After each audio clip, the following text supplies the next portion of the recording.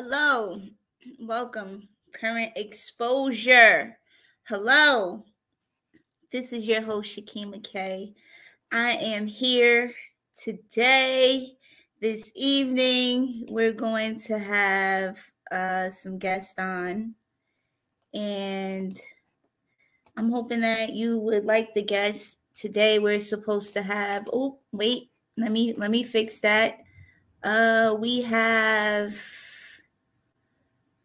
Sean McCray is supposed to be coming on. Sean McCray for Central Ward. And Lisa Parker, also known as Mrs. Parker. Miss Parker. She's a district leader and definitely a community advocate. So let me, get her up here too. Okay, let's save the changes. All right. We do have Sean McCray. Welcome, and thank you for joining us on Current Exposure. How are you today? I'm great. How you doing?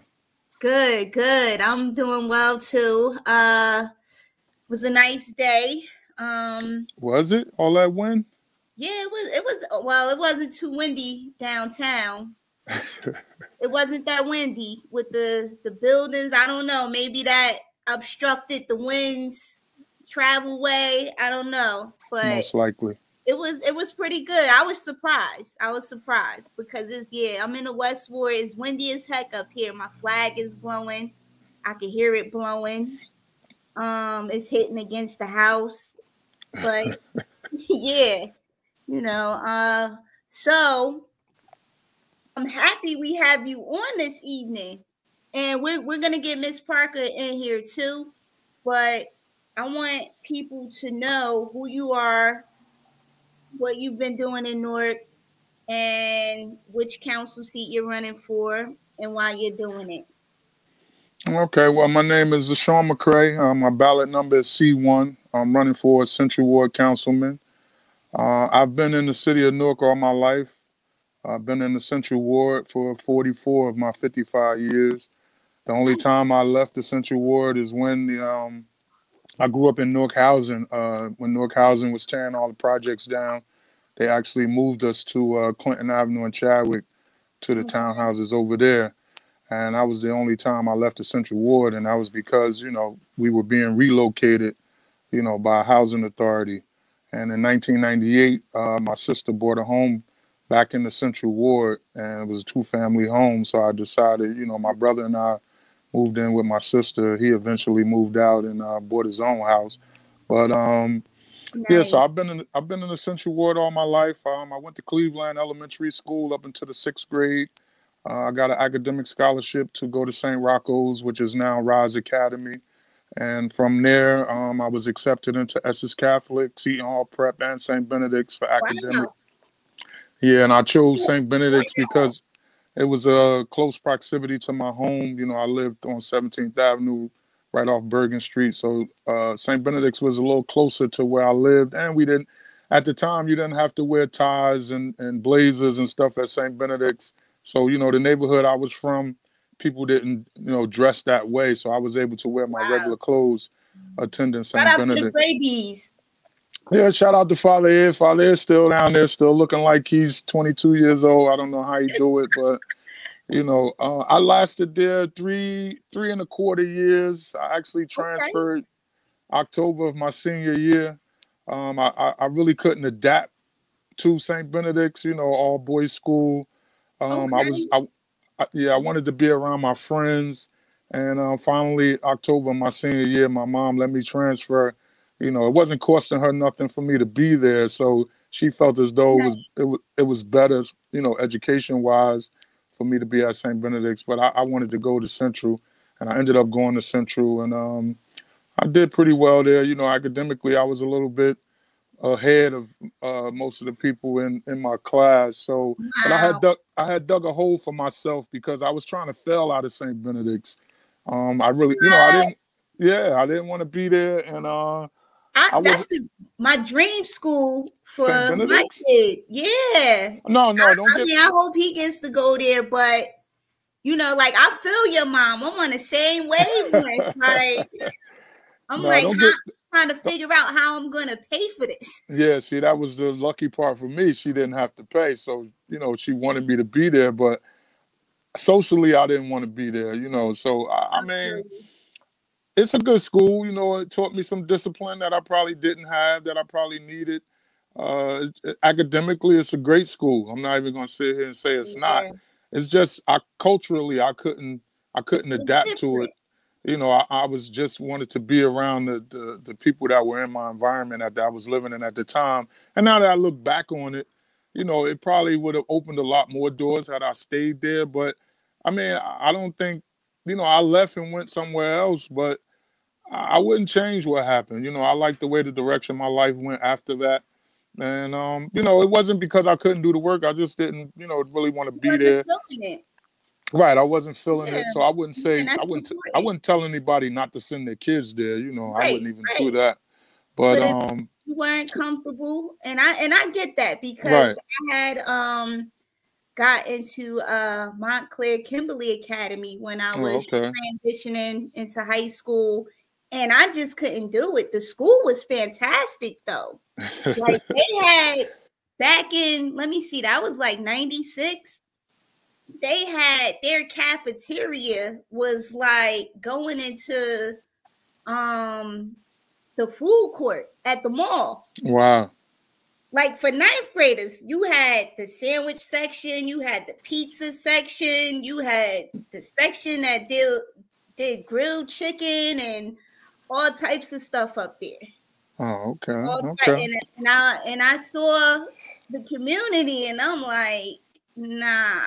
Like my mother was like, no, you're gonna ruin your future, blah blah blah. And like you said, like I probably would have had more connections too, but I wasn't comfortable there. I don't think I would have thrived, back then because the way it was. And it was just, a lot of people that I wasn't used to being around. And I wasn't the scapegoat for nothing up there. Right, I understand that. Or being misunderstood because of how outspoken I get. And I see like the battles I've had with my North teachers throughout high school. If I would have had it with them up there, oh my gosh, it would have been over. Because we didn't have that acknowledgement of racism and all of that. Right. And so yeah, that's cool though. Like you're a real brother because you had an opportunity to be somewhere else, but you chose not to be. And that right there speaks volumes. I mean, change is good. When I went to St. Benedict's, it was my first time around, people outside of my race as well. Even with the Latino community that was going there, that we had a lot of kids in there that lived in the East Ward. So the school was diverse, and it was my first time interacting outside of my comfort zone. And I adapted to a point, but I just felt more comfortable around where the people I grew up with, my friends and things like that. Right. But I mean, even from there, from Central, I had dug myself a hole, so I had to go to a junior college, and I went out to Pennsylvania and the school, Keystone Junior College at the time, and the school was majority white. So it was another adjustment, and it was in like the boondocks. I was in the mountains coming from the city. Scared. You wasn't scared? Yeah, at nighttime it was a little spooky. Even I grew up in the projects, and not too much bothers me because I grew up in poverty. So I understand living in that type of atmosphere. But going out there was just like I was homesick because I wanted to be. Everything closed at 10 o'clock. So you know how that goes. Nighttime, there's no nightlife. Everybody's pretty much, trying to fill each other out because it's a new school for everybody. It's only a 2-year college. Wow. But after about a month and a half there, I called my mom and I told her I wanted to come home. And she said, come home for what? And I said, I don't like it here. And she's like, well, nobody is doing anything here. What are you going to come back to? So, you know, she kind of basically talked me out of it. And she told me when basketball starts, you'll forget all about it. And as soon as basketball started, which was like late October, it was a breeze after that. And I loved the school. I didn't want to leave when it was my 2 years were up, you know, to leave Wow. there. So it was an adjustment, but it taught me how to live amongst people that, you know, don't come from where I come from, you know. So it taught me how to adapt. And there was no racism there. And I always, coming Right. from where I came from, I thought Nice. white people were racist everywhere, not just, you know, Mm-hmm. you just think that that's the way they behave because you hear it and see it all the time on TV. But when I got to interact with them, it wasn't even like that. So I Oh, kind that's of got I kind of learned a new culture going out to that school. oh, okay. Do you mind if I bring Miss Parker in? We got Miss Parker right here waiting for us in the No, waiting I don't area. mind. I don't mind. All right. Hey, How hello, you Miss doing? Parker. Hi. Two of my What's up, favorite Miss Parker? people. How Yes. you? Listen, I was listening to y'all conversation about the schools you attended and how it wasn't a good fit. And I said, that's a perfect segue to talk about, you know, the best candidate for the Central Ward, Wow. which is Yeah. Sean McCray, C1. And we need the best candidate for the Central Ward residents.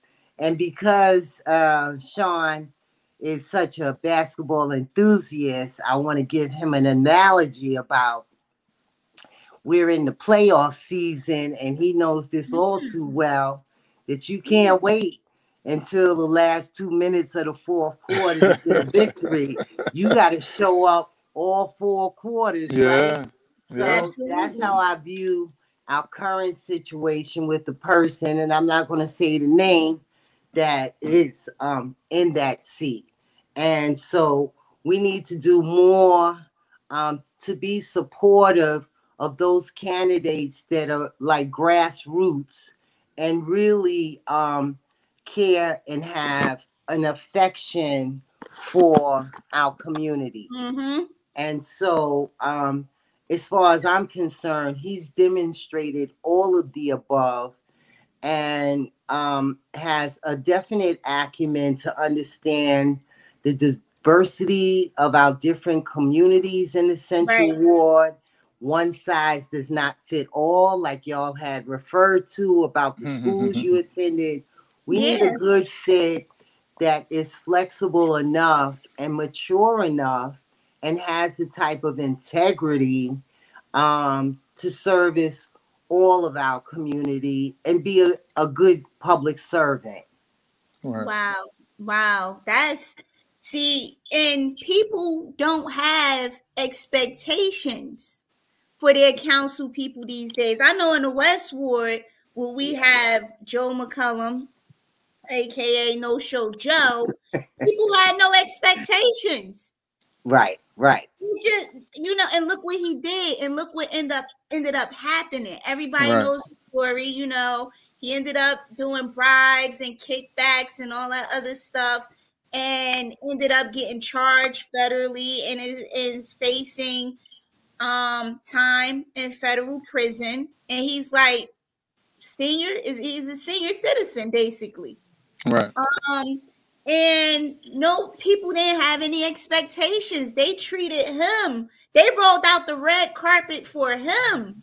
Right. And it's like, well, what about us? What about the constituents who need a service from you? Our needs aren't being met. Like our roads weren't being paved.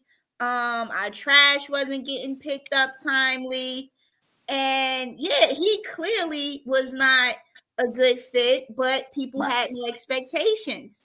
And then he came in, he didn't even have expectations for the role that he was playing. Well, you know, Snatch and grab. And I'm like, hold up, snatch and grab. Well, like, you know, what are we doing here? What are we what teaching is- kids? And this guy was in the Air Force. You know, what type of discipline was he learning? You know, the thing that I'm glad that I have some historical reference for Newark, even though I'm not a native here. I've been an advocate here for 22 years. Right. And George Branch, who was my neighbor and my mentor. So I know the difference, and I've been here for Charlie Bell, Dana Roan, Darren Sharif, Gail Cheneyfield Jenkins. So I'm putting this in some type of context. Right. That what we've seen under this administration, not just for the last 4 years, but the last 8 years, is a deterioration of our governmental process and systems.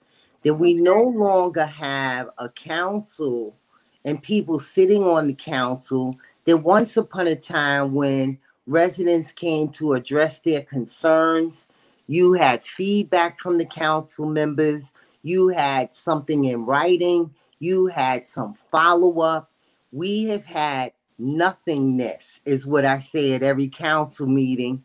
Nothingness from our elected. And the real sad part, we have no separation between the executive branch and the legislative branch. And I'm so sorry they did away with civics in school as a part of the curriculum, so people understand how their government is supposed to work.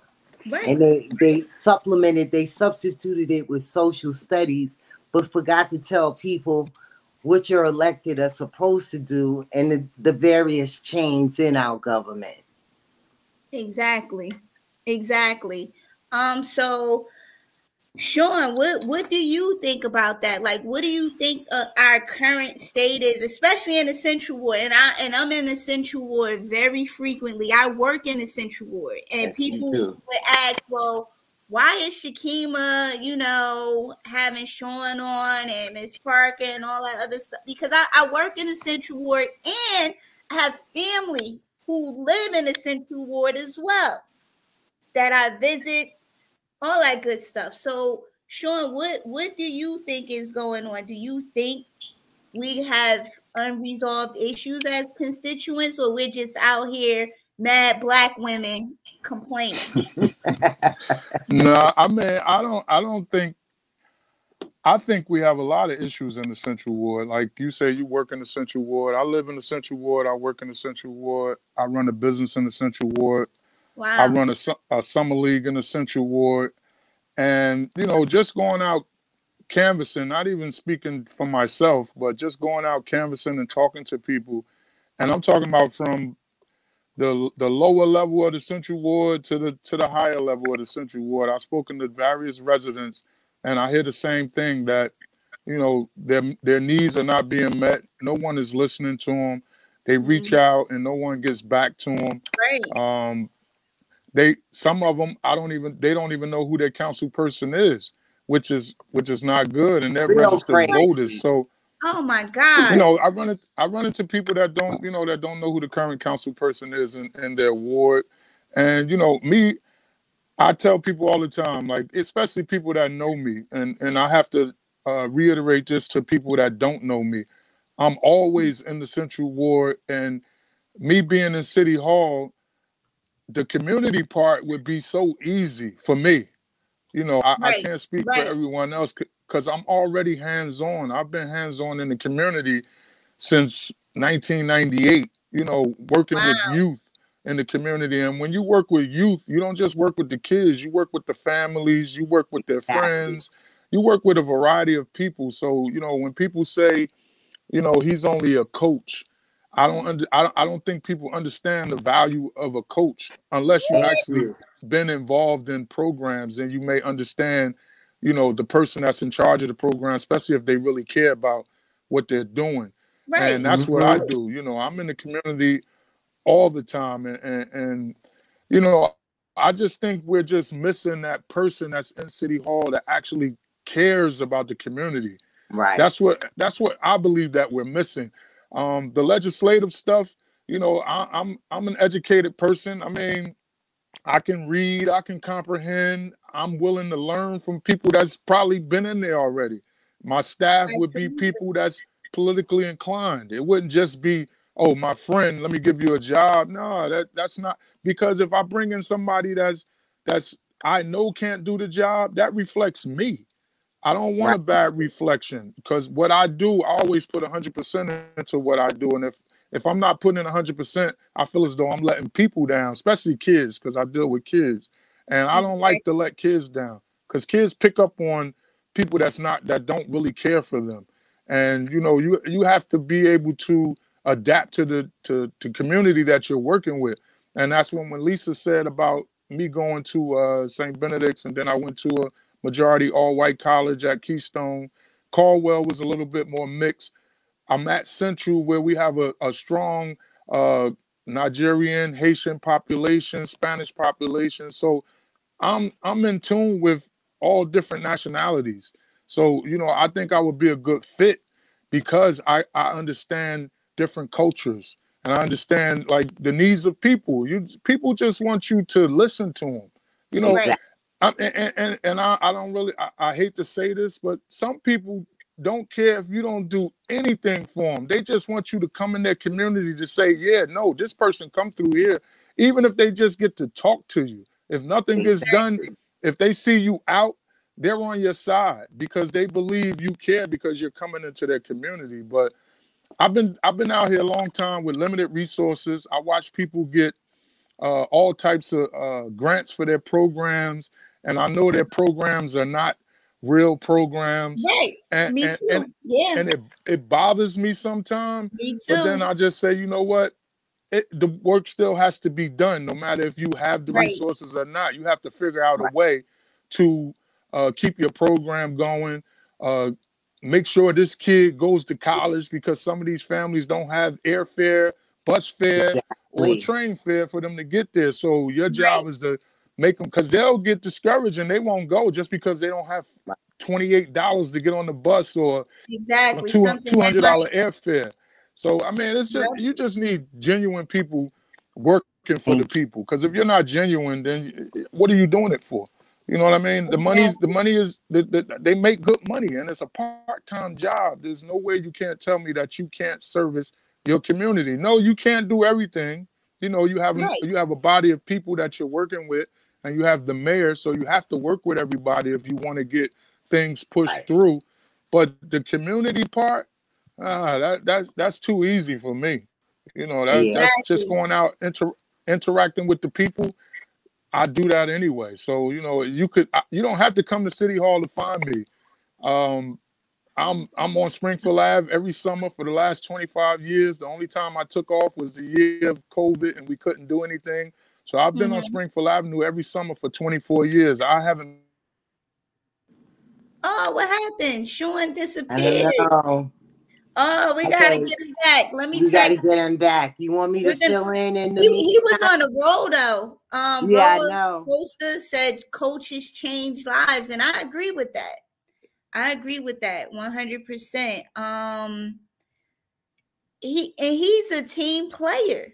The way he's talking, he's not trying to come in and just bump somebody off. He's trying to come in to make sure the team is winning. And why wouldn't you want somebody like that on the team? Exactly. And he's accessible to people. He's saying you can catch him on Springfield Ave or anywhere. I messaged him. I caught him on Facebook. You can catch him there too. And he's accessible. And that's what made Sharp James unique. Exactly. And I have to say this. When Sharp James and Sean entered into the race and got certified, there was such an excitement with people that said, here's two people that we know are from the community. They're us, right? Without, being exclusive. That's okay. And so, the thing that we have to get back to is people having public trust in our elected. And we know that we're dealing with a broken system, because 8 years ago, the system created this us against them. And Mm-hmm. it's like we are the people. So it should be their thought process should be we the people and not selective to certain individuals. And I Exactly.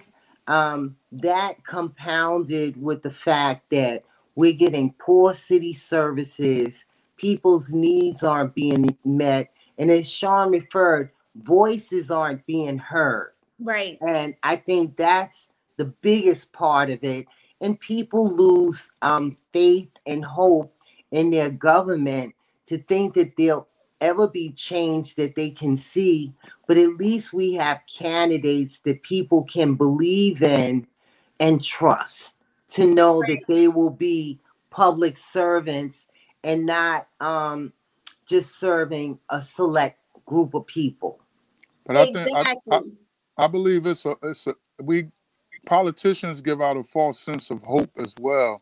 I mean, I think they, you know, it sounds good when everyone's running for office. I'm gonna do this, I'm gonna do that. When Right. a lot of people really can't do some of the things that they're saying they can do. I mean, you can Right. attempt to do things, you can listen to, because every the Central Ward is big and is, like I said earlier, is very diverse. So what's needed in where Lisa lives may not be needed where I live.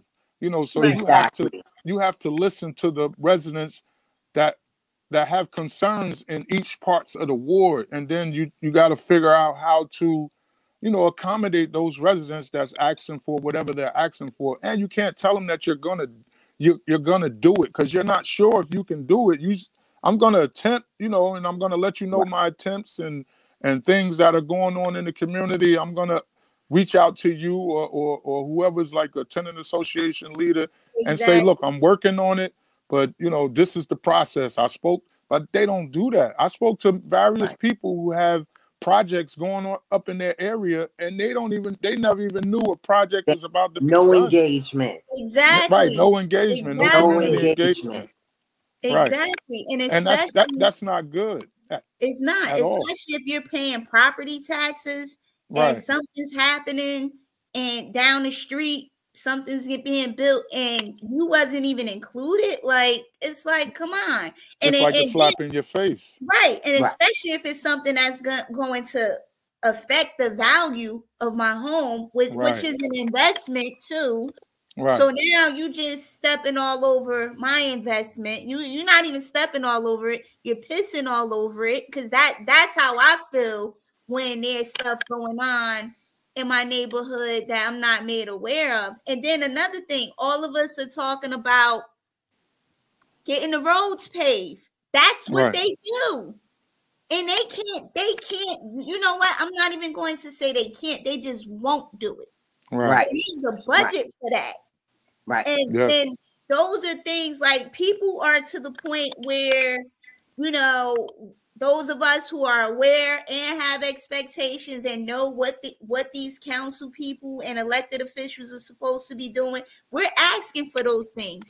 And Right. you're right, they're getting a check, But they're getting paid pretty well, and not even but then but then they get upset when people, and it's not even complaining. It's Oh, asking accountability. you, why are you not doing what you do? I've watched people from Sharp to Booker, people march in the street, complain about these guys, but then as soon as this administration get in, we can't complain. And I don't Yeah, understand that. Why could we do it when Sharp and Cory Booker was in, but we can't do it under this administration? Like that doesn't make any like they're sense to me. so If the perfect. people have concerns, they should be able to voice the concerns no matter who they're voicing it to. We shouldn't Exactly. just have to shut up or be quiet because no, we got to let this person do it. No, it's a problem. And if it's not a problem, nobody wouldn't be saying anything. So it has to be a exactly. problem. So I'm not Exactly. understanding why people take the some people take it personal. It's not personal. You're in a job. You're supposed to do your job, and people are complaining because Thank at my you. job, if I'm Thank not you. doing what I'm doing, people are gonna complain to me and say, "Hey, man, you're not doing your job. I got to Right. either fix it, or maybe it's time for me to move on to something else." Right. So Right. I don't understand where people get so personal that somebody's like badgering them. No, because we're angry if I black become men. but if We're I angry become black councilman men. and I'm not doing my job, and I watch Lisa and I watch Deborah Salters, Donna Jackson, I Exactly. watch all these people at the council meetings. If I'm not doing my job, tear me up too until I'm doing Exactly. my job. I mean, Listen, or don't vote there me was back a in. I mean, it's that simple. It's that there Alan simple. Patterson there had a was a question. time at the council meeting that the council members would be there until 1, 2 o'clock in the morning.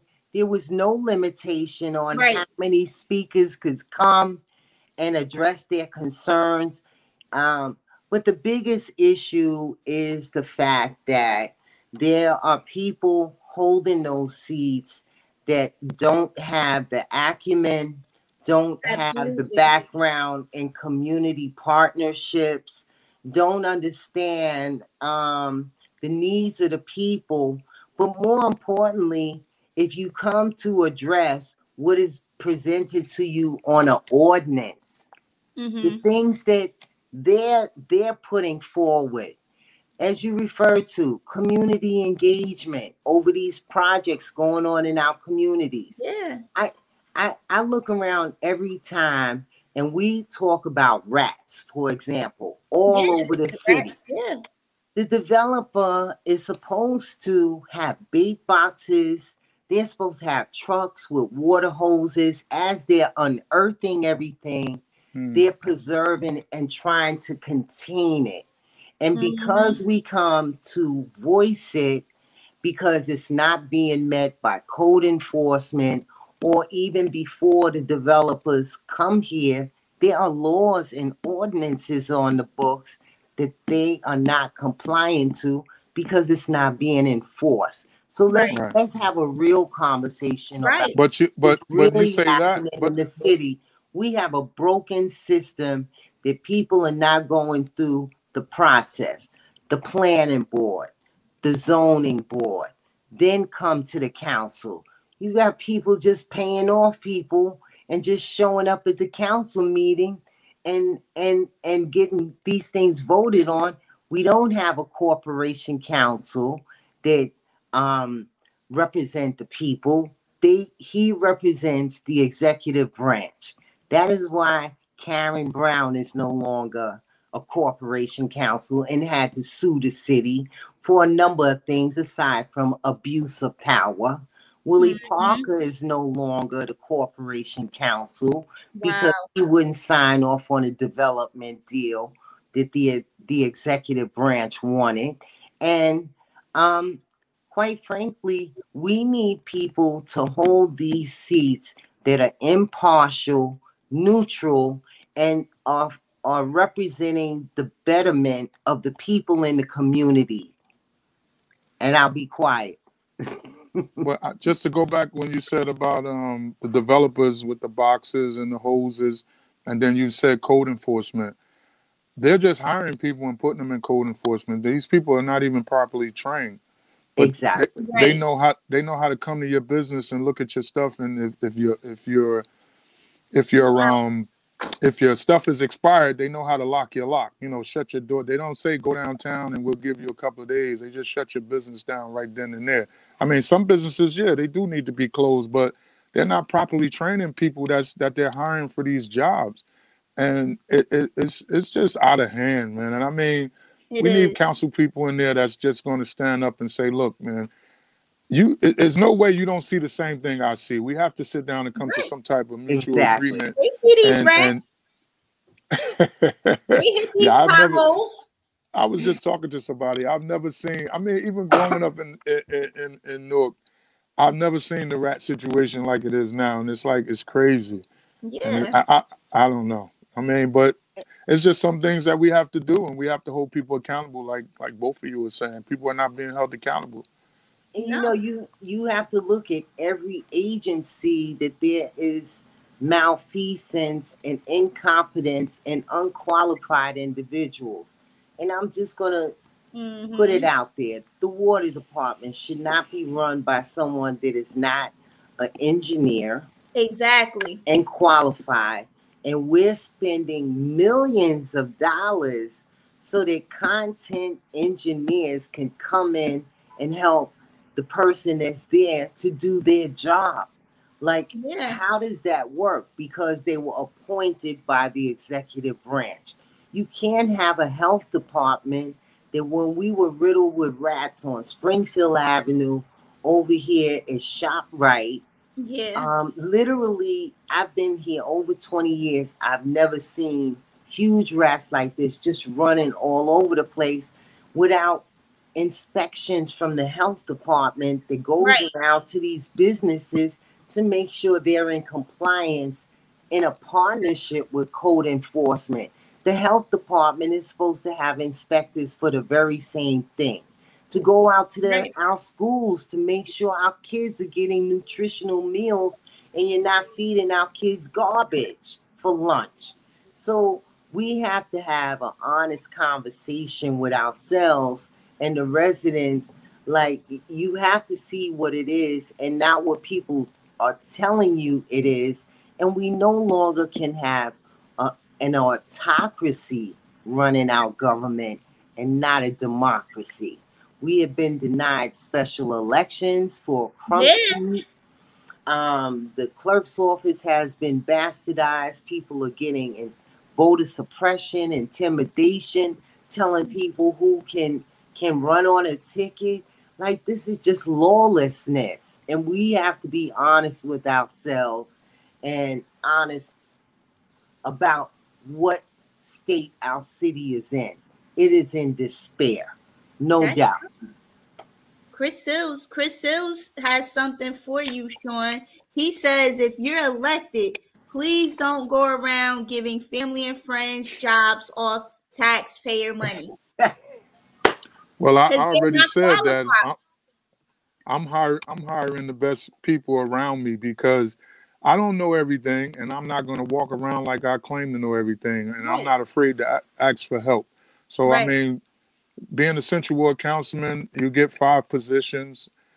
I'm going to hire 5 people that have some knowledge of politics. And first of all, they have to be people friendly. I'm not hiring anybody that's not people friendly because I was brought up on respect. I don't care if I'm 55 and somebody's 60, you're older than me. So I'm going to respect you regardless. And, you know, my mom that raised me was a woman. So I don't disrespect women. So, you know, I just was brought up that way. And I don't want people around me that's going to do that because then that reflects me. So, you know what I'm saying? I'm not perfect. And I'm sure the people I bring won't be perfect, but there's a limit to what we can and what we're supposed to do. You know what I mean? And so that's just, I'm not hiring family and friends. If I have a family member that's qualified, sure. But no, I'm not hiring 5 family members to be on my staff. So off the street. And I don't think that works for people. I think the best person should have the position. If they're available and they want the position and they can do the job, I think they should have it. I see too many people riding around in city cars, and I ask them, "What, you work for the city?" Like, yeah, I'm the director of, and I'm like, director? Like, you know, it strikes me as, but I watched you do Benedict's for nothing. You know, that knocks that, and they have a nerve to want their kids to go to college, but you're, you know, not for lack of a better term, they're bums. I mean, I'm not. I want to call them a bum. I wouldn't go that far, but I will say incompetent and unqualified. But that's another issue too. That's never talked about. But this is another issue that's never talked about. I never hear anyone talk about it. We have a lot of educated kids that come out of our schools that go off to college, graduate, and they don't come back work here because they feel as though they can't get a job here. My daughter graduated college in Atlanta. She will not come back because she said, "Daddy, there's nothing for me in Newark." And it's not. It's disheartening, but then it's not because she wants to branch out and do her own thing. But I know a lot of kids like that graduate college, they come back here, and they can't get a job, and most of them come work in the school system, but a lot of them don't have educational backgrounds. That's not what their degree in, but you can have 60 credits and you can be a sub, or you can take the teacher cert and get a job in MPS. But we have a lot of talented and bright kids out here that can't get a job in their own town. And you know, thank you for saying that, because all throughout the city and all agencies, we know it to be true that people, because of who they're associated with, who they sleep with, who they know, are getting these positions, and they are no more qualified. I'll give the example of the Rotunda Pool. How do you get out of jail on Friday and Monday you're a director over the Rotunda Pool and responsible for putting guns and drugs on our street? We got to be real and talk about this administration in the history of this city has an unprecedented number of staff members that they hired that have put guns and drugs on our street. Public information. This isn't personal. This is public information. The Parking Authority, the Rotunda Pool. Now we got the Office of Violence Prevention. Yeah, I saw that. They defunded the police $11 million. And then in that department, and they got 19 million before that.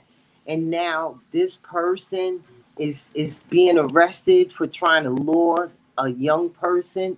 It's the vileness and the behaviors of who is in these seats and the folks that are not qualified. You had an exodus of really good people, qualified people that worked in the city and said, the morale is horrible. The workplace is terrible. I'm leaving. These were the people that made that engine run. So what do? Replace it with people that don't have a clue, but because of who they know, they're in those positions, and we have a broken system as a result of that. We're not getting customer service, quality service. Folks are in positions as a public servant, but will treat the resident like they're doing you a favor when you pay their salary. Yeah, you got to roll out the red carpet for them, and I don't get it. I don't either. I think they should get respect too, but they got to give it also. Right. And you know, respect is earned. Y'all don't want me to call them bums? I can't call them bums. The accessibility, we being politically correct. Shakima. I'm not running for office. I'm free. One-on-one, you know. That's the accessibility of our elected. Right. You know, it shouldn't be. There was always a time that no matter who was at the helm, and Darren Sharif, I think I gave the most trouble to.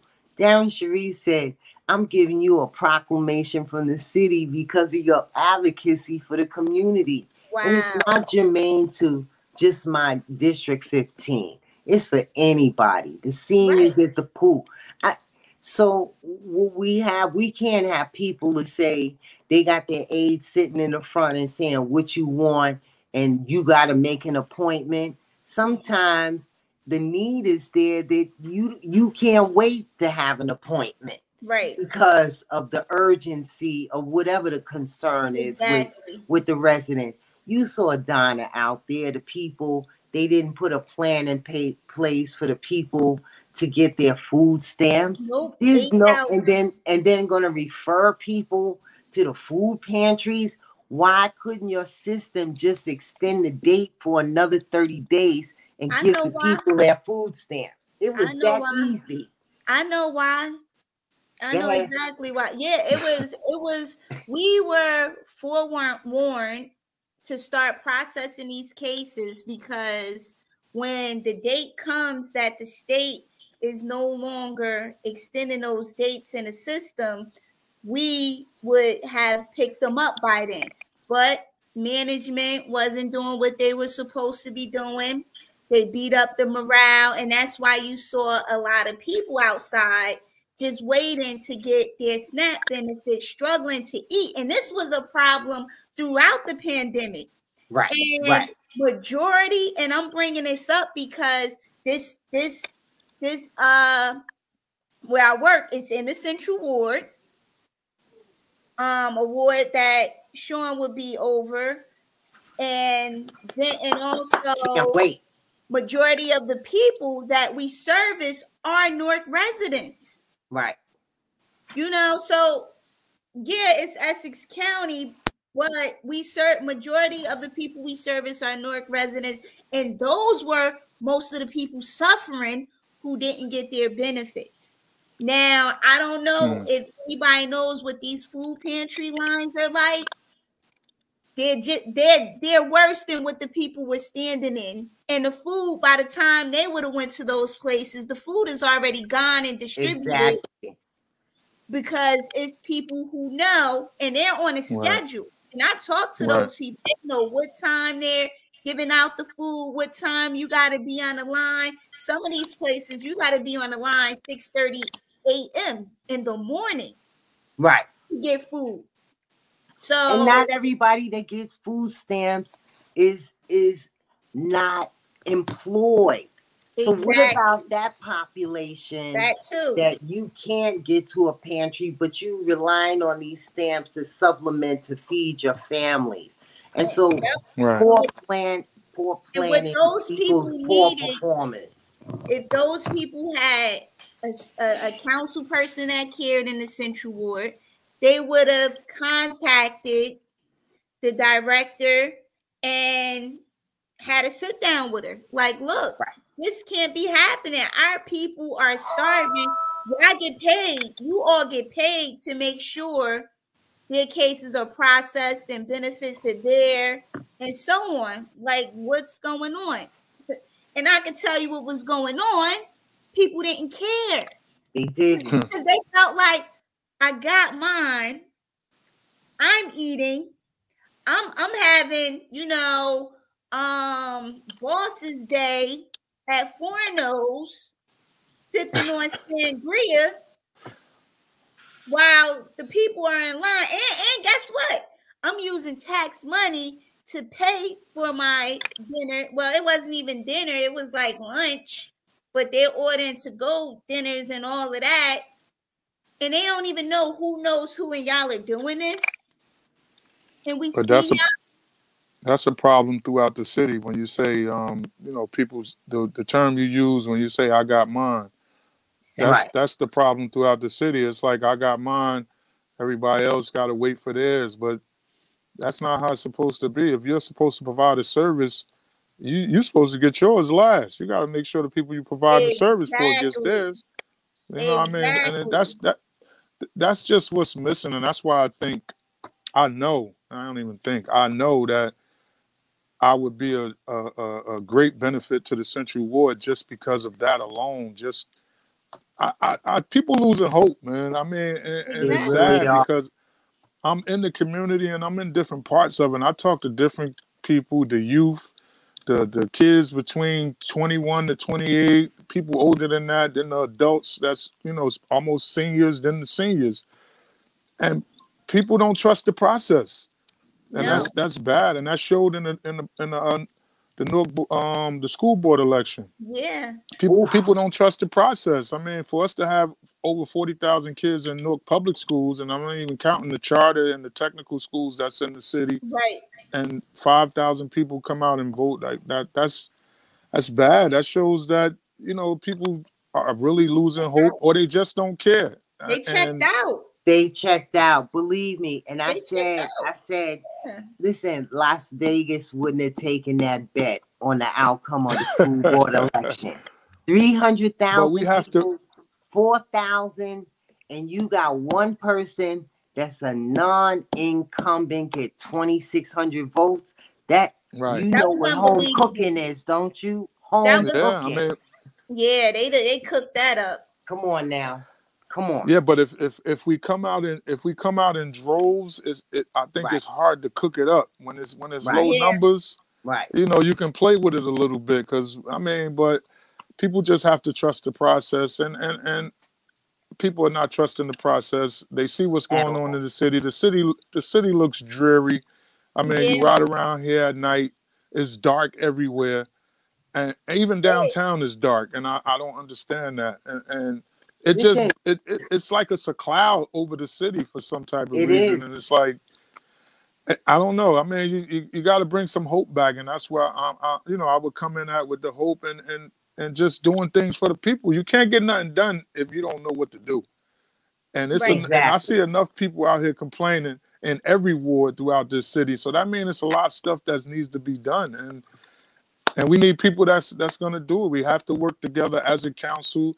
And I watched the council on Tuesday, and they put up some abatements, and everybody just yes, yes, yes, yes, yes, yes, yes. And I'm sitting there like, you're not questioning nothing. Right. Like it's crazy, man. I don't Well, know. we had a Maybe I'm missing question something. too about And the by the abatement. way, tax abatement is a privilege. They don't Yeah. have to give it.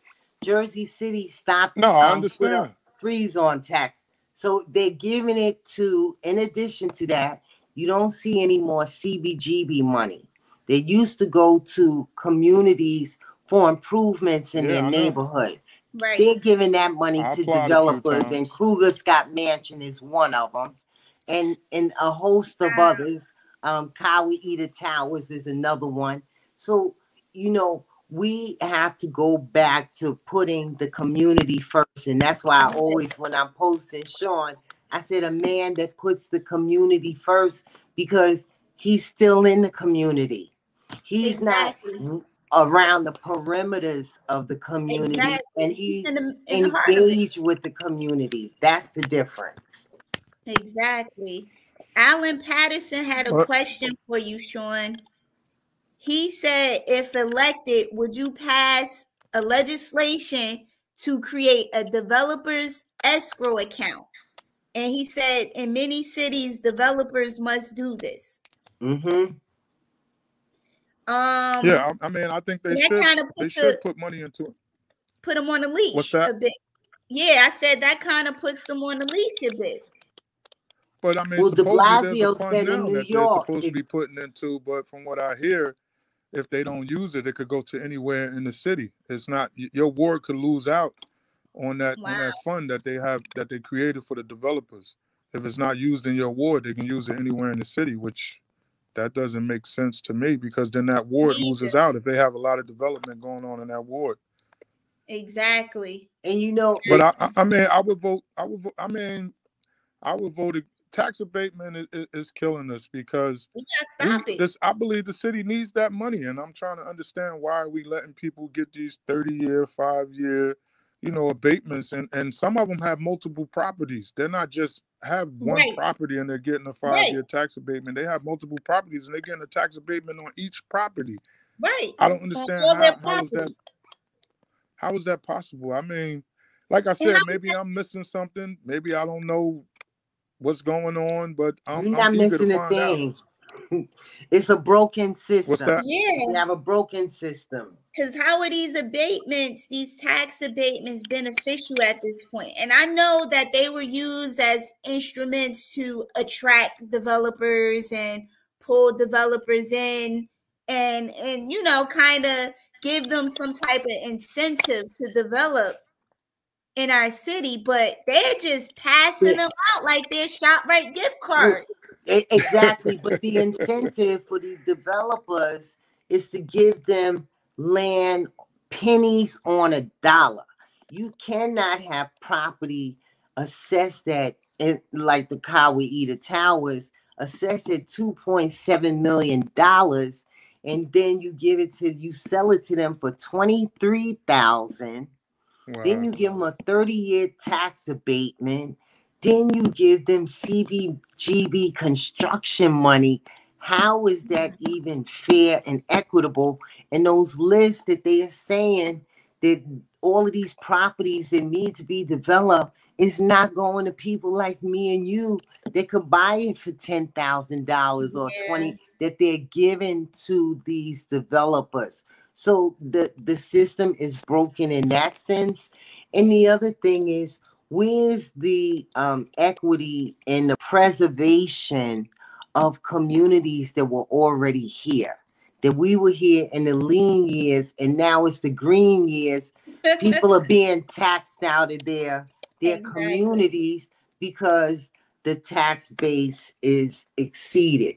And we all know that Newark is the highest in the United States and in the state of New Jersey because of the median income that is here in this city. So if we're doing all of this development, but we're not having equity and fairness in that process, it's just people are getting discouraged. Let me just put it that's back. the cloud. That's the cloud of evil. That the cloud of evil starts to form above us, and that's what we're trying to get rid of right now. Listen, we ain't gonna look at you, Sean, like all African Americans looked at Barack Obama when he got elected. He was gonna fix the ills of a select group of people. But at least we have to start somewhere so that the city could begin healing and fix what is broken here. And that is having the right people, the right fit for those seats. Absolutely. And people who want to deal with other people. Because from what I've seen too, you have these people sitting in public servant seats where they're supposed to give a public service, and they hate people. they hate talking to people. They hate when people They hate when people call. They hate when people text. They hate when people post something on Facebook. They hate when people are posting on Instagram. You know what's crazy? You look at City Hall, it's a business, it's an organization. Every organization and company in this country is focused on customer satisfaction. Exactly. Why? Right. Because that's going to be the focus for you getting revenues, for people coming back, people feeling that they've been treated fairly or with respect. Listen, in customer service, the one thing that you do wrong, people will always remember. So you can't have thousands of people saying something is wrong with every agency we have, and it's not you, and you shouldn't fix what's broken in customer service. Exactly. Even with Newark Housing Authority. Yeah, that's another one. It's across the board. Even Housing Authority, I'm not understanding how. You know, we had a lot of low-income housing, and Housing Authority closed a lot of their developments, a lot of their property. They closed a lot of them, but they haven't replenished that. I see they selling a lot of the land, so I'm trying to understand where are we making room for low-income families. And I want to know how they selling federal land. I'm not understanding that. I know they used to do land swaps.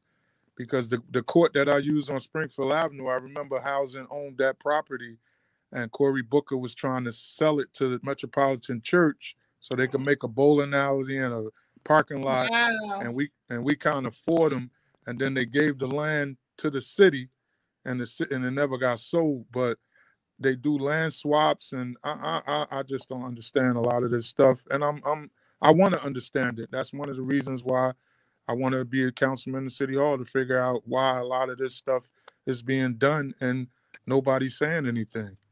Exactly. It doesn't make any sense. It doesn't add up to me. You know, sometimes when it don't add up, you got to sit down and think for yourself. You know, and a lot of people are doing that now. A lot of people, I wouldn't say they're complaining, they're concerned. So they say complaining, but I say people are concerned about what's going on. Right. So, I mean, we need people to speak up. Exactly. And that's what we do all day, every day, especially Miss Parker. Miss Parker. It's a labor of love. And you know what? And it's, you don't get paid for it. You don't get people that should thank you don't thank you for it, because believe it or not, a lot of the things that you say at those council meetings hit home to those council members. You know what? I'm happy for that it's teaching moments so that people that don't understand how government is supposed to work we have to raise awareness about how they are not being accountable for how our budget is being used, what we pay taxes for, Exactly. and the services that we're not getting.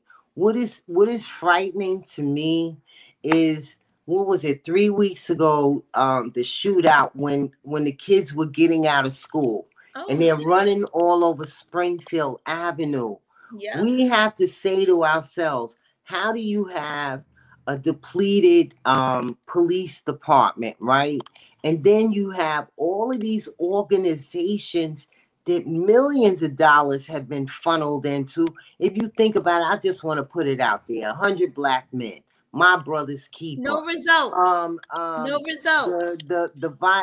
Like, we aren't calling these people in. We're just giving them slush funds, and the majority of the money is not going to do the work to help our residents and our children. The money is going on salaries. People that if they was in any other industry anywhere here, they wouldn't command those salaries. That's number one, because they don't have the qualifications for it. But why are we allowing it? But what we need are people in those seats that say, I don't care what comes from the executive branch. I'm saying no. Everybody just like bobblehead. Yes, yes. Don't even question it. And so I have an issue with that, because I have great expectations for this great city. And you know what? I still do too. I still, with all that we've been going through, I want Sean to finish. Yeah. Close us out, Sean. Close us out. We're not letting you close us out, because we'll be up here talking and talking. Yeah. He already told us he got respect for women. Don't let us over talk you, man. We want you to shine here and tell us what you're gonna do. No, I mean, you know, for the people watching, hopefully, you know, when you put it up on your page, they share it. I'm going to share it on my page. You know, like I'm Sean McCray. I'm C1 Central Ward. I work at Central High School. I'm an attendance counselor at Central High School. So again, if kids don't come to school, I have to go out in the community and go to their home and find out why they're not coming to school. So again, I'm in the community in another capacity. I've worked 8 years for Essex County Mental Health. I was a case manager for adults 18 and up, linking them to different services that may be available to them. So I have a history of working with the mentally ill. My degree is in sociology. I have a minor in criminal justice, so I understand the law. I mean, I believe I'm the best candidate because I'm all around. You know, I touch people. I've been working with kids for years. I have my two coaches on my coaching staff at Central are former players in my Zoo Crew program that went off to college and came back, and I gave them a job coaching, even though that's like a part-time job. But I believed in them, and we've been successful the past 16 years at Central coaching. We touched a lot of children. We've sent a lot of kids to college between my Zoo Crew program and Central High School. So I just think I'm the best candidate, you know, for the Central Ward. I'm a people person.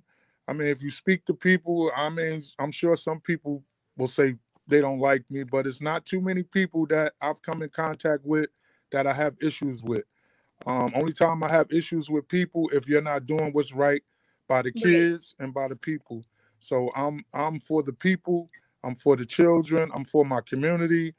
I grew up here. I love Newark, and I never left. And I'm still here, like I said earlier, with limited resources, still trying to help the youth, trying to help people in my community. I just believe being inside City Hall, councilman sounds a little bit more powerful than coach.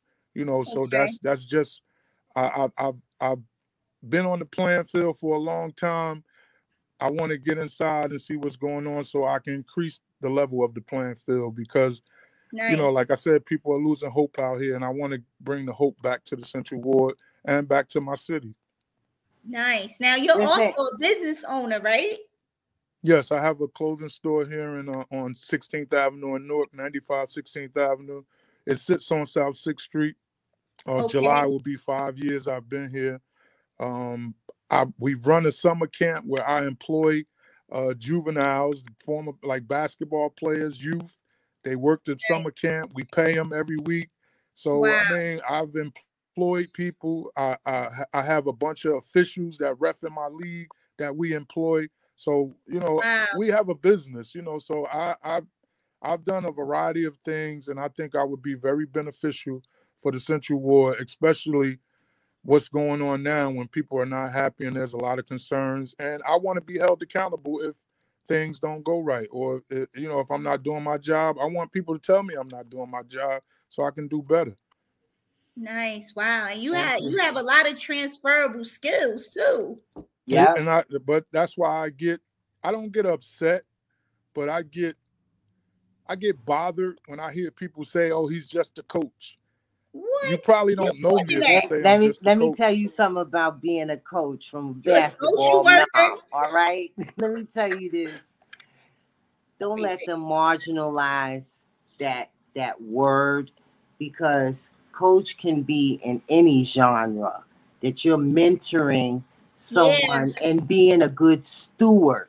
So, those that will throw that out there, they're not good stewards, to try to marginalize and say you're limited and restricted, because I happen to know coaches not only have to develop and the growth of individuals to do what they do athletically, but also connect with the parents and the families to know what the issues are that they're not living their best dreams, or to get them to live their best dreams. Exactly. So don't even focus on that. Listen, man, you're an ambassador, a steward, a mentor. Coach embodies all of that. And so those that say, "Oh, it's only," that's because they don't know what it is to be a public servant and a steward over people in our community. But they don't know what it means to be a coach either. Right. That's what I say. When I hear people say that, they never probably played the sport. Have no idea. Look, I played basketball and I did track and field. And I had amazing coaches, especially in basketball. Like the things that I learned from the coach were not only things that I applied on the court, I applied that to my life. And that's why I move the way I move, strategically with a play. We need a play for this. And run motion. Right. I gotta say, Sean is a humble man, because even as a coach, I'm sure over the years and all of the experiences that he's had, he's personally gone into his pocket because he has empathy for someone. Definitely. I know for a fact that he's gone and fed people and did what he had to do behind the scenes. And that takes a certain amount of stewardship and sentiment and love that you have for your community, because he's not out here boasting about it. He's not in front of a camera every time and look at me and what I'm doing, ribbon cutting this. He's doing everything he needs to do to have connectivity, which is empathy, compassion, and being a good public servant and steward over our community. Exactly. I agree. And I get the Sharp James effect from you, Sean. I'm not trying to offend you or anything. No, I love people got love for him. But I love Sharp. Sharp is the only politician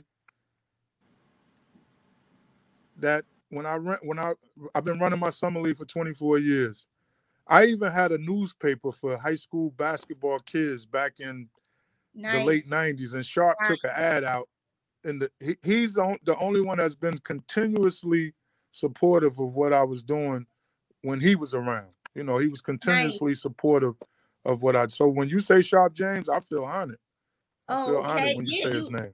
You got that effect where you're accessible. You can catch you in any avenue, Facebook, in person, in cyberspace, at Central, wherever. that's what I'm, getting from the people I've talked to. And even with me connecting with you, I got you through social media.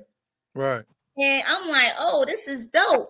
You responded, that's cool, because some people will feel like I do. That's my world, social media. I respond to everybody. When I did the Best Shot documentary in 2018 or 17, it came out in 18.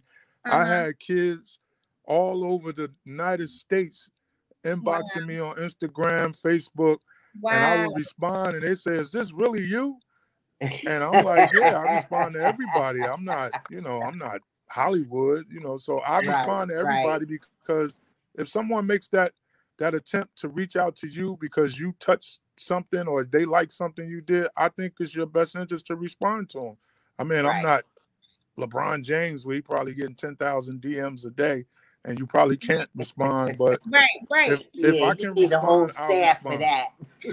Right. If I can respond, I'm going to respond. That's why I said I'm accessible. And I have had the same phone number since 2001. And I get calls from jail from former players, and they say, "You're the only number I remember." And I talk to them, and I'm community. So if someone runs around and say that guy's not community, you might as well choke them because they lying. But I'm invested. We not even entertaining them folks. Right. I'm invested in my community. I caught the end of the Black Power movement in the late 70s, early 80s, because I was born in 67. So I saw some of that era, and it always stayed in me. It never left me. So when people say, "Oh, you going to City Hall, you're going to change," I don't know how to be nobody else. I only know how to be me. I don't believe I can change. I mean, change is good as long as it's for the better. But as a person, I'm going to be the same person regardless.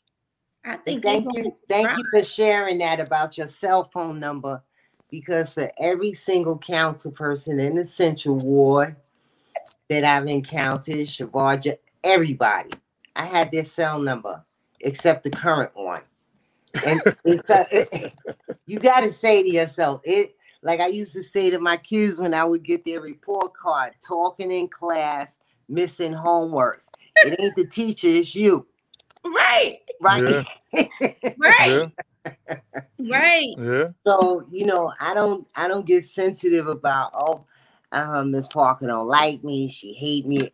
Like, I didn't know that was a prerequisite for you to service the community. Right. And you know what? None of this is personal. This is attentiveness and advocacy for doing the right thing in your community. Right. It's just that simple. Now, if that person would have had a good coach in her life, she would have took that as constructive criticism. Right. For you to look at, the game that you just played. You watching your actions, you reflecting. Okay, I did this, she did that. So when she did that, I did this. Okay, was I right? Was I wrong? You go through all of that, and this is what coaches teach you. Right. And political savvy 101. Right. That's a transferable skill. So so that way that person would have felt like, okay, it's not even personal. Let me see what Miss Parker is actually talking about before I block her out and neglect the constructive criticism, because maybe I'm not doing the right thing. Maybe I'm not in the right spot when I'm supposed to be for the ball to come to me or whatever. You know what I'm saying? Like, you gotta listen to your constituency. Yeah. You can't just be in your head and it's all about you and a bubble. Whoever don't roll the red carpet out for you. Come on, she couldn't have had a coach. She never played a sport. She didn't. They teach you. Well, I heard she played for Central, but she didn't get in. So maybe that's why the coach never talked to her. Right, she wasn't a team player. It's like I'm gonna regurgitate what Cassandra Doc said at the last meeting. Let's get serious. You have never seen this individual at any council meeting up until the mayor brought her here, and knowing what the relationship was with them at Central or wherever it was. But the idea is, in order for you to be, community friendly, you have to be in the community.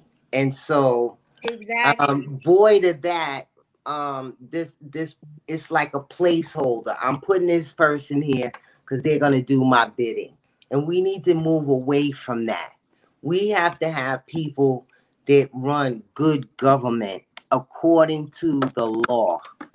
And because we have so much lawlessness and brokenness here, we have to change that.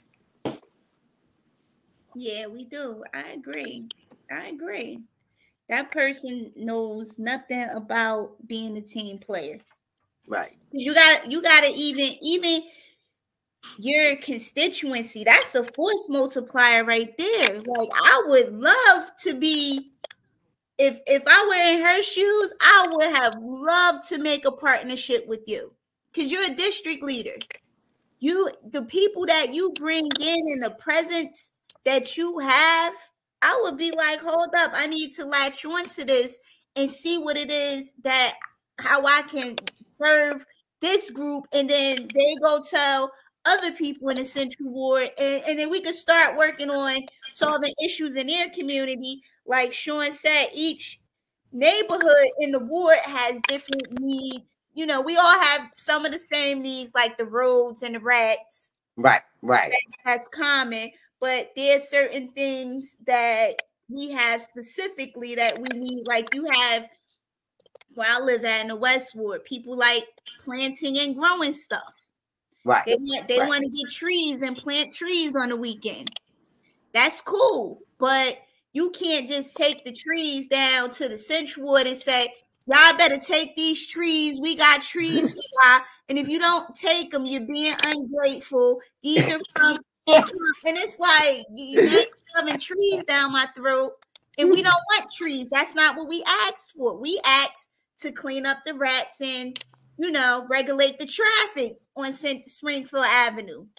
And what's really sad is people in these positions carry their titles like a gun and a badge, right? Yeah. And then a sense of entitlement of what their expectation, what you're supposed to do when they come around and they flout a title. That means nothing if your deeds doesn't demonstrate that you're working as a public servant. So this entitlement, this privilege, the fact that I'm in this seat isn't a qualifier and don't make you a good person or a good fit to be in that seat. And we just need to heal. This city just needs cleansing of all that has put us in the space we're in now. Dark, dank, guns. I mean, it's just, I've never seen it this horrible. Let me ask you, Sean, about the whole recreation situation. How would you have handled that differently, or even prevented that? Because that right there was so wild to me, to have people working around kids without background checks, and who recently came out of prison. And they didn't, obviously wasn't rehabilitated, because they did the same thing when they came out at the rec. Right. I mean, that was whoever was in charge or whoever put them at the rec site. I think they should have been fired as well, because evidently a background check wasn't done. I'm not against anyone working, but I mean, I think when you have a criminal background and it was recent, I don't think they should have been working around children. So, I mean, I think the person who was in charge should have took a hit as well as those guys, right. But that head should roll. I wasn't in charge. The recreation, I never even get a phone call and asked about how to do certain things in recreation. And I've been doing basketball for all my life, and I played in some of their basketball leagues, and it's not the same. So, I mean, it's the people you put in charge. I mean, they have to have control of what they're doing. They have to have the right people, especially kids. You're working around kids. Yeah. You got to have people that that really want to do the work or really want to Right. implement programs so the kids can grow behind it. You know, the kids are there in the summer, they're looking for something to do. So we have to have strong people there that's going to implement programs to bring the best out of the children that's coming to that rec center. And I don't think we're doing that. I played in the mayor's tournament for years, and we have, I believe 5 rec sites, and there's a tournament, and there's not one team from the rec site. How does that happen? Yeah, so I mean, it's just it's the person in charge or the people in charge that's running different sites at these rec centers. Not all of them are doing bad, but you know, at that situation, I don't think those guys should have been working at recreation. They should have been in another capacity within the city if they wanted to hire them for a job. Right. I agree. And I'm glad you mentioned that about the basketball courts, because on the agenda for next week, and it came up last week, is an ordinance to lease a basketball court for 10 years, dating back to 2018. To lease them, you said? So a lease basketball court for 10 years. Like, lease it to who? You saying lease, like rented? Lease. I'll send you the ordinance. Wow. So these are the things that have been going on during COVID. When COVID hit, it just went on steroids, right? Giving away the land, entering into all of these contracts. And that's why it's critical to have people on your staff and you yourself that will read these things before you get to the council and say, listen, we need to look at this, and talk to your colleagues. And it should not be everything that comes before. There's not a nay or abstain, you know, until recently, because people are feeling a little nervous since the feds is all here.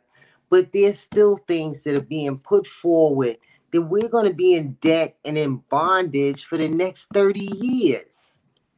Right. We can't make these side deals. There's certain people benefit from them, and you know, other people will get a slice off of that. That's why we're not getting anything. If they get a slice, we get a slice, we can't even get a crumb. The rats took the crumbs. The rats beat us to the crumbs. Oh man, this was good. Thank you, Sean, for coming on. Thank you for the opportunity. Thanks for having me on. You know, I don't turn down anything. You know, somebody want to speak, I'm coming, because you never know who's watching, and everybody doesn't know me. So I'm not walking around like everybody does. I'm just trying to get the people that don't know me to know me and to understand who I am, not just to know me as well. Okay. Are you taking donations to your campaign, or do you have I have a website, SeanMcCray2022.com. Okay. You can go on there. It gives you a little history of what I'm doing. This is my 3rd time running, so we have some stuff up there from the last couple of elections. We have some new stuff up there. It's a donate button, volunteer button. We got about 12 days. We need all the boots on the ground, especially in the next 12 days. So, you know, we've been out, and more people, the better. We can cover more ground. But SeanMcCray2022.com. Okay, I'm putting that inside the comments.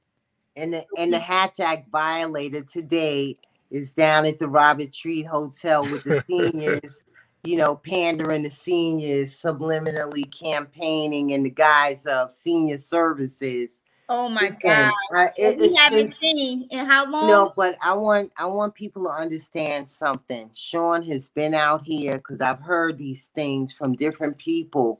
It was a runoff between Sean and this individual. And I gotta be honest, Mejentes that's out there, you gotta push him over the gate. And all the people that still believe and want hope for the Central Ward and someone that's sitting at the table that's going to represent our interests and concerns. Wow. Most definitely. I appreciate that. Wow. Now, It's David the truth. Brown It's the truth. said we must vote. And somebody when that's they- mature. Yes. Yeah, he's real mature and easy to talk to. Yeah, I'm You know, great. Just don't get me upset, but I'm a humble guy. Okay, I don't want to. No, you're like what? You're like 6'8" or something. I'm No, probably I'm 6'5", 6'5". I wish you like I you was look like 6'8" to me. No, I'm good. I'm easy going. I'm easy to get. People say I'm unapproachable. We need that presence. We need that presence because they're not taking us seriously out here. Right. So I mean, they don't bother me too much, but you know, I know a lot of them personally, so it's not even that serious. Whatever y'all doing, to everybody else though. I'm gonna keep sounding the alarm until justice is served. Yes. I understand. People I appreciate get what they it. need. Shakima, I appreciate this opportunity to be on your show. You're welcome. Thank you for coming on. I'm gonna show some love and support. I'm gonna go to that website and put my money where my mouth is. I appreciate it. Of course, because I like what you're doing. And Deborah Salter says, a real man. You're not real men from your experience. Thank you, Ms. Salters. When we get enough men, then we're gonna play that song. What's the song where it's raining men? Play it right now. It's a drought. We got a drought right now. We're in a drought. We're in a drought. Y'all crazy. Oh man. I'm telling you, Sean, we're in a drought of real men. I agree. Like it's crazy. It is. It's like, what happened? And what's even more baffling to me is the churches. They used to be the cornerstone for our civil rights, our advocacy, and you got all these saints that's just not doing the right thing and looking out for themselves. And that's the sad part, because a lot of the seniors relied on them to, you know what I mean? They were the connection. We don't even have that connection anymore. Right. Exactly. It's sad. All right. Again, thank you. Okay. Really appreciate Take care. I'm gonna let everyone busy go. Man. He gotta get boots on the ground, girl. Let him go. Get out of there. Get out of here. Thank you, though. Thank you. All right. Thank you. Listen, he in the fourth quarter. I know. Can you give us a behind the back? Thank you, Shakima, for the opportunity. There's so much work to be done in this city, and we'll get there eventually. And it's going to take more than prayer. People, get out and vote. Don't complain. Don't be a social media, advocate. Be an advocate by voting. Right. Voting for your interests. Exactly. And I'm glad you came on. I've been wanting to get you on so bad. And Zaire too. Oh my God, Zaire is not here. You gotta come on when Zaire comes back. Yeah. Well, make it happen. I'll come on because I miss him too. You're like our civics godmother. Listen, and you don't know what y'all do for me as young folks that are carrying the legacy of advocacy. That's what's really important. Like, I think so much about the young folks. If we don't have those role models and mentors and coaches, come on now, how will we carry on the legacy of what this is, right? Absolutely. The greater good of our community. Absolutely. And you definitely mentor and coach us every time you get up there to speak. And people don't even notice. When we started that whole water situation, the work you was doing and you was pushing us, and we like, hold up, Ms. Parker is saying something real about this water situation. I always go with Jesse Jackson. Keep hope alive. Come on now. And we really follow your lead. And nobody could take that away from you because I got the pictures when you were there. When it was only me, you, Anthony, Zaire. When we went to well, you know, scripture always tells us Donna Jackson. Exactly. It was only like 6 or 7 of us. But you got to plant a mustard seed. And Yep. listen, thank God for you with exposing on your resources with Vice News to put it on a national platform to draw attention to what's going on here. You got me? So it's a collaboration. The problem that we're having is people want to get accolades for whatever they do. And so if nothing though, just for nothing. They didn't even do what the accolade is highlighting. All you have to do is care and show some empathy, some compassion, understanding, have commitment, and want to do the right thing and be a public servant. That's all it takes. Yeah, exactly. Nadira Brown, she's thanking me and you for always sharing with the community. Thank you. And George says, good show, everyone. Love from George, South Orange, New Jersey. George is the biggest advocate from Irvington over there.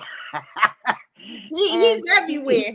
But he used to live here. But he comes and speaks at the council meeting. I love that. Because he had the passion and the love. And thank you, George, for all those lights you put back on in my community. Thank you for that. Thank you for advocating for the seniors, talking about the slumlords. Thank you. Thank you, George. Because that's our project going into this new administration. We got to deal with these slumlords, like for real. They have gotten out of hand. You know, and the problem is that pay to play thing, and everybody's getting a pass that they don't have to be in compliance because of their donations and their connections with the powers that be that don't hold them accountable. It's terrible. Yeah. And sad. But I'm going to let you go, Ms. Parker. I'm going to let you Thank you. I'm humbled by this. Thank you. Me too. For the opportunity. Always. Thank you. All right. Listen, stay healthy. Keep standing vertical and stay blessed. All right. I will. Thank you. All right. Take care. You take care too. All right. Bye. Bye. Oh, wow. That was a nice conversation. I went over it's always good when I go over. I'm like over 30 minutes. I'm letting people go. Let me just post this. Deb Salter says, my man George. And George says, hashtag get it done crew. Yes, George is on the get it done crew. But, you know, this has been Current Exposure. I'm going to try to jump on something else. I'll see if I can replay it, but if not, it's all good. But until next time, I will see you later. Peace. I'm out.